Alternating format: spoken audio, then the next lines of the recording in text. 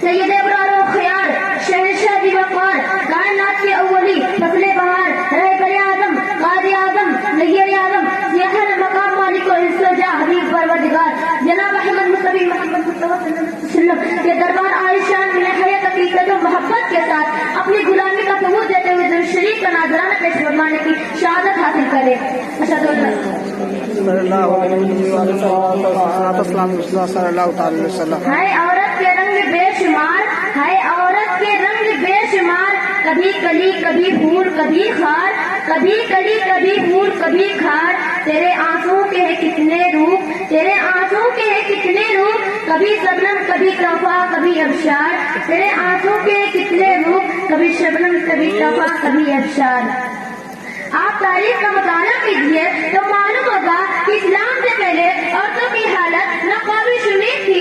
عورتوں کا کوئی مقام نہ تھا, عورتوں کی کوئی عزت نہ تھی, عورتوں کو کوئی نگاہ عزت سے نہ دیکھتے تھے, عورتوں کو صرف نفسیات خواہش کا ذریعہ سمجھتے تھے.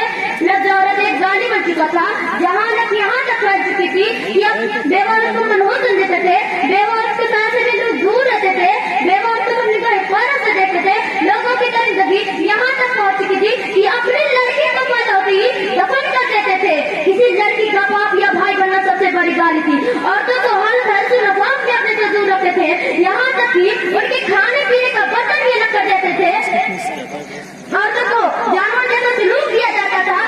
عورتوں کو اس کے باپ کی ترقی سے حصہ دینے کا سوال ہی پیدا نہیں ہوتا تھا. اس دور میں بیوہ اپنی اجڑی زندگی کو دوبارہ بچانے کا تصور نہیں کر سکتی تھی. عورتوں کو حق حاصل نہ تھا, عورتوں کی زبان کھولنے کی اجازت نہ تھی, عورتوں کی فریاد سننے والا کوئی نہ تھا. عورت حقیق مخلوق کر دی جاتی تھی, یہاں تک کہ عورتوں ظلم و ستم کا مجسمہ بن چکی تھی. اسلام نے مقام عورتوں کو بلند کیا. ہمارے پیارے آقا صلی اللہ علیہ وسلم جناب محمد مصطفیٰ صلی اللہ علیہ وسلم جب اس دنیا میں تشریف لائے, آپ کی بدولت عورتوں کو اپنا کھویا ہوا مقام مل گیا.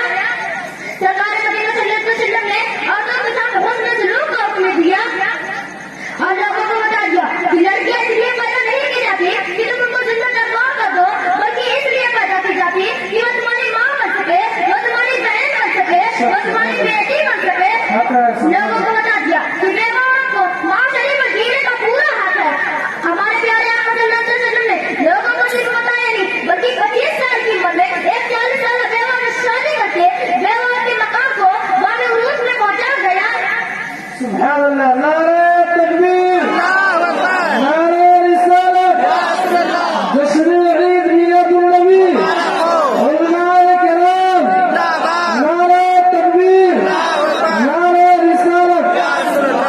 ہمارے پیارے آقا صلی اللہ علیہ وسلم اسلام دنیا میں پھیلنے کے بعد عورتوں کو مقام باب عروج میں پہنچا گیا.